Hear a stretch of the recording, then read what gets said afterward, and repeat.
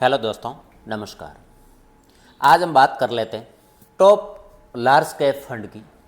Top ऐसे 3 large cap fund में मैं आपको बताता हूं, जिसके अंदर अगर आप लंबे समय के अंदर इन्वेस्टमेंट करते हैं तो आपको एफडी से लगभग 2 से 3 गुना ज़्यादा रिटर्न भी मिल सकता है।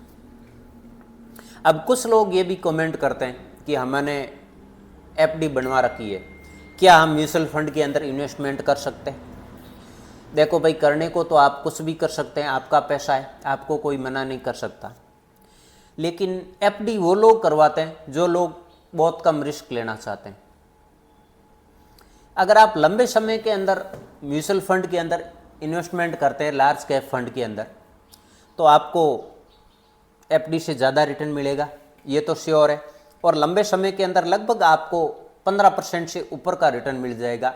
मैं ऐसे फंड आपको बता सकता हूँ, केवल ये एजुकेशन पर्पज है।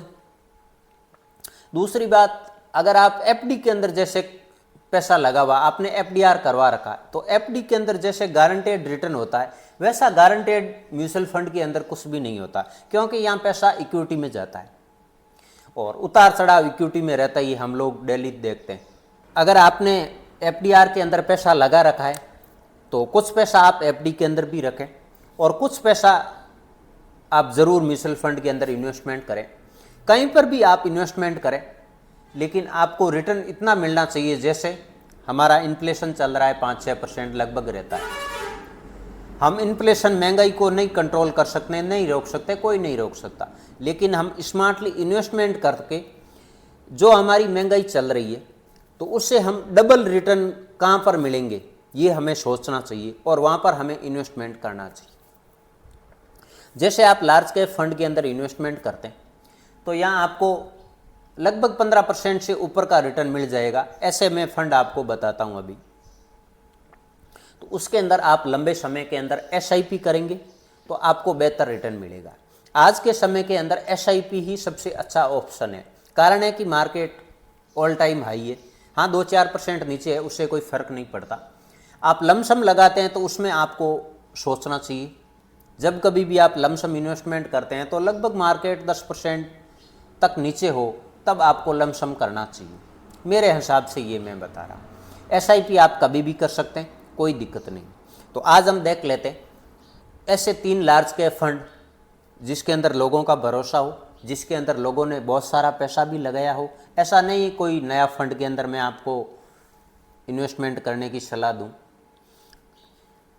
पुराने फंड है, अच्छे फंड है, जिनका एयूएम बहुत बड़ा है और पास्ट के अंदर उन्होंने रिटर्न भी शानदार निकाल कर दिया है। अगर पास्ट के अंदर रिटर्न दिया है तो ये फ्यूचर के अंदर भी रिटर्न देने की पूरी इनकी संभावना है। तो वो कौन कौन से फंड है जिसके अंदर आप इन्वेस्टमेंट कर सकते हैं और आपको वहाँ पर रिस्क भी कम रहेगा। जैसे आज मैं आपको स्मॉल कैप या मिड कैप के अंदर इन्वेस्टमेंट करने के लिए नहीं बता रहा हूँ। ये लार्ज कैप के अंदर आप लंबे समय के अंदर अगर आप इन्वेस्टमेंट करते हैं तो श्योर है कि आपको बहुत कम रिस्क रहेगा और आपको रिटर्न मिलने के अच्छे चांस रहेंगे। तो अभी हम देख लेते हैं वो कौन कौन से लार्ज कैप फंड है जिसके अंदर आप पैसा लगा सकते हैं। लंबे समय के अंदर आपको अच्छा रिटर्न मिलेगा, आपकी वेल्थ क्रिएट बड़ी अच्छी होगी। तो हम यहाँ से लार्ज कैप फंड को सिलेक्ट कर लेते हैं। तो आप यहाँ देखेंगे तो हमारे देश के अंदर बहुत सारे फंड हाउस है। हर किसी फंड हाउस के अंदर आप किसी का फंड ले सकते हैं। सारे फंड अच्छे हैं और जिसको सेबी रेगुलेट करता है उसके अंदर आप किसी भी फंड को उठा सकते हैं, वो आपके ऊपर है।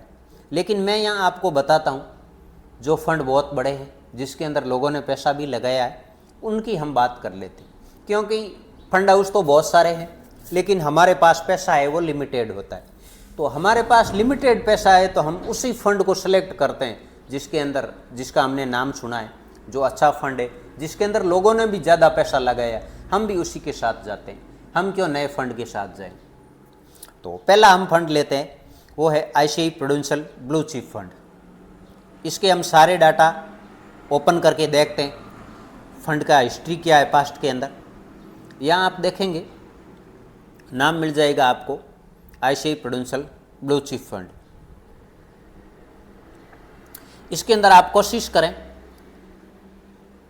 तो डायरेक्ट प्लान को लें। रेगुलर प्लान की बजाय आपको डायरेक्ट प्लान के अंदर एक्सपेंस रेशो है वो कम मिलेगा। ये डायरेक्ट प्लान है। इसके अंदर रेगुलर प्लान भी आता है, तो रेगुलर के अंदर आपको लगभग एक्सपेंस रेशो है वो डायरेक्ट से ज़्यादा ही मिलेगा। उसके बाद आप यहाँ देखेंगे तो ये 5 स्टार रेटिंग का फंड है। मैं आपको कोई भी ऐसा एरा गैरा फंड नहीं बताऊंगा जिसने अच्छा रिटर्न नहीं दिया हो। अभी हम इसका पास्ट का सारा डाटा देखते हैं कि इसने रिटर्न कितना दिया है लंबे समय के अंदर। अगर आप ऑल टाइम के ऊपर देखेंगे, लगभग पिछले 10-12 साल का रिकॉर्ड देखेंगे, तो इस फंड ने लगातार का रिटर्न दिया है वो 17% का दिया है। यहाँ आप देख सकते हैं ये ऑल टाइम का रिटर्न का चार्ट है और इसका रिटर्न है वो 17% है। लार्ज कैप फंड का 17% का रिटर्न बहुत ज़्यादा होता है।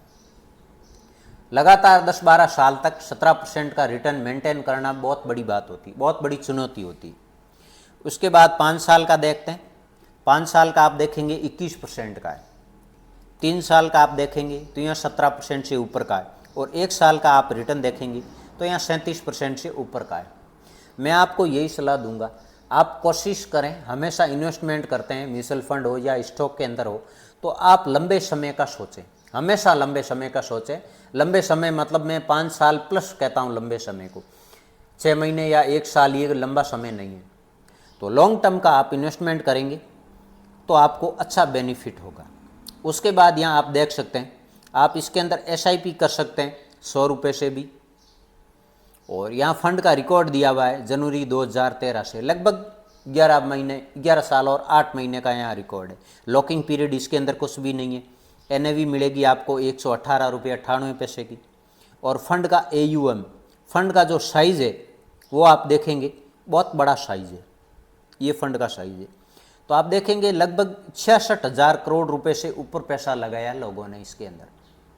लोगों का भरोसा होता है तभी इतना बड़ा फंड होता है, इतना बड़ा पैसा लोग लगाते हैं तो अच्छा रिटर्न मिलता है, और अच्छा फंड होता है तभी लोग पैसा लगाते हैं। अगर आप नया किसी भी फंड को देखोगे तो 4-5 हज़ार करोड़ से उसका ज़्यादा AUM होता नहीं, लेकिन जो अच्छा फंड है उसके अंदर लोग भी भरोसा करते हैं। और मैं भी आपको वही फंड बताता हूँ जिसके अंदर ज़्यादा लोगों ने भरोसा किया है और हमें अच्छा रिटर्न मिला हो। उसके बाद हम देख लेते हैं यहाँ हमें मिल जाएगा एक्सपेंस रेशो। तो एक्सपेंस रेशो आप देखेंगे तो 0.86% है। और ग्रोथ प्लान को ही आप हमेशा सेलेक्ट करें, वो आपके लिए अच्छा रहेगा। उसके बाद हम इसके और डाटा देखते हैं। जैसे आप किसी कारणवश फंड को 1 साल से पहले एग्जिट कर लेते हैं कोई कारणवश से, तो यहाँ आपको एग्जिट लोड 1% लगेगा। वैसा कि हमें नहीं करना है, लंबे समय के लिए किसी भी फंड में हम जाते हैं, लेकिन कोई कारणवश अगर आप 1 साल से पहले उस फंड को मैच्योर कर देते हैं, बंद कर देते हैं, तो आपको 1% का एग्जिट लोड लगेगा।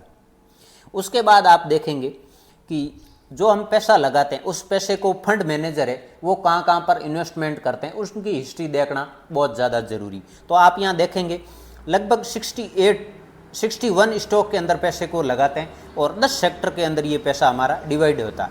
कहाँ कहाँ पर होता है इसको हम ओपन करते हैं, क्योंकि पैसा स्टॉक मार्केट में लगता है तो ये सब कुछ लगभग सारा पैसा इक्विटी में ही जाता है।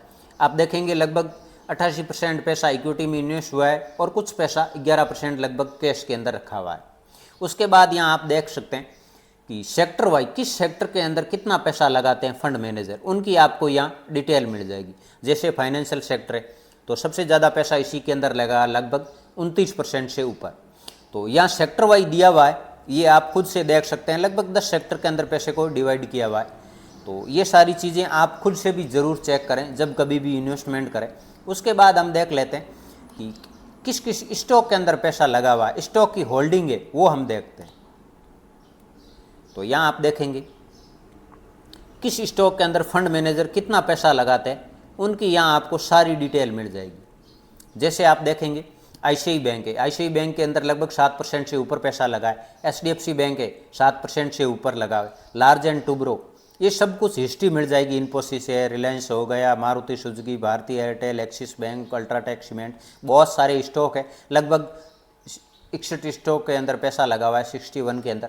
तो सभी स्टॉक की यहाँ डिटेल मिलेगी और परसेंटेज वाइज दिया हुआ है किस स्टॉक के अंदर कितना पैसा लगा था। क्योंकि लार्ज कैप फंड है तो बहुत बड़े बड़े स्टॉक यहाँ मिलेंगे।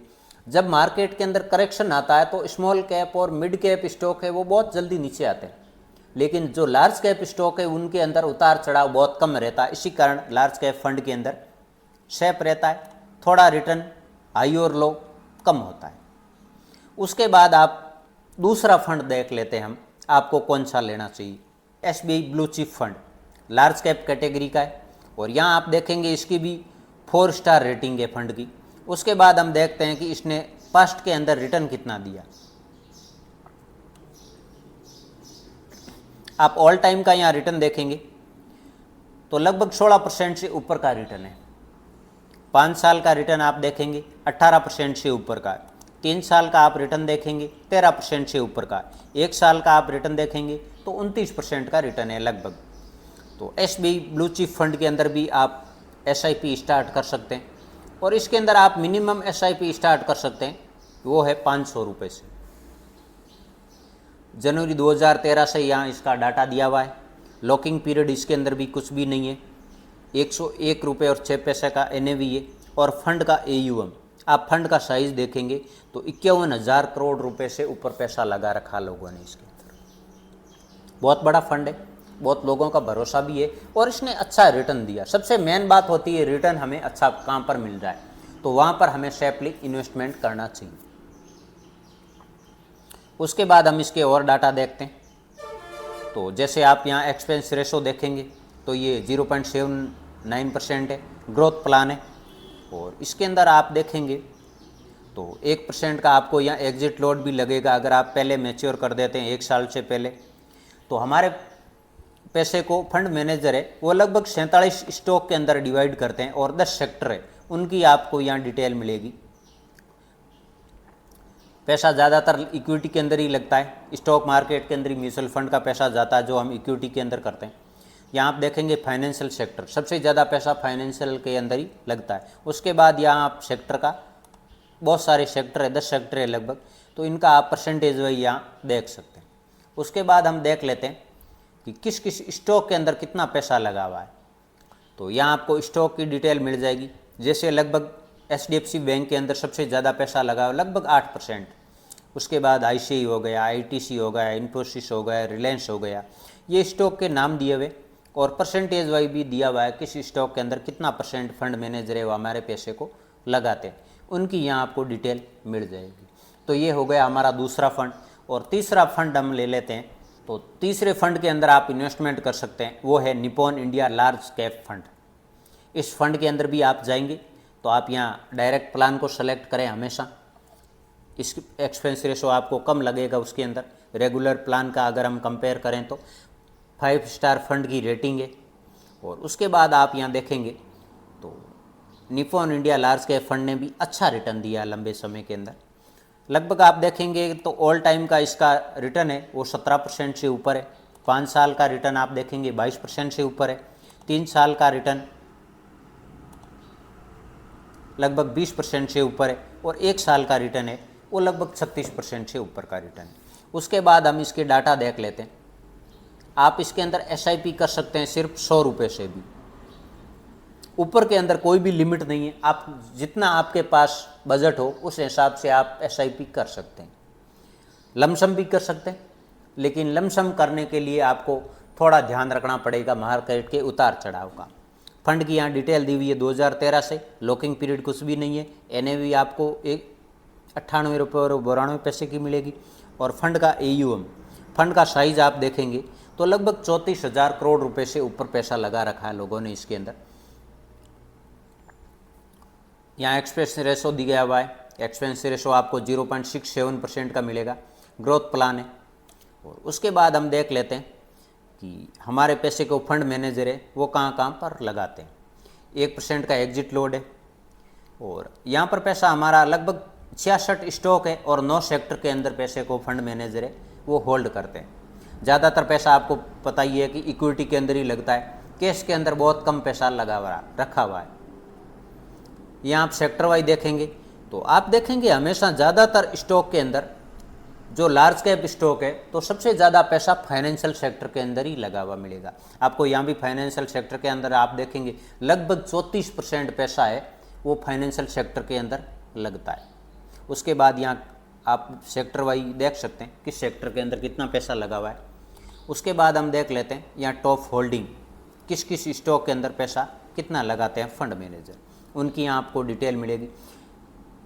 लगभग आपको HDFC बैंक या ICICI बैंक के ऊपर में मिलेंगे, क्योंकि ये फाइनेंशियल के अंदर सबसे बड़े बैंक है प्राइवेट सेक्टर के अंदर, तो सबसे ज़्यादा फंड मैनेजर इनके अंदर ही पैसा लगाते हैं।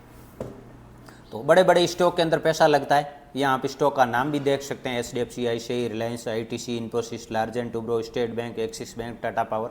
तो यहाँ आपको सारे म्यूचुअल फंड की, सारे स्टॉक की डिटेल मिल जाएगी। तो इस तरीके से आप 3 इस लार्ज कैप फंड के अंदर इन्वेस्टमेंट कर सकते हैं। लंबे समय के अंदर अगर आप इन्वेस्टमेंट करेंगे तो आपको बेहतरीन रिटर्न मिलने के पूरे चांस हैं।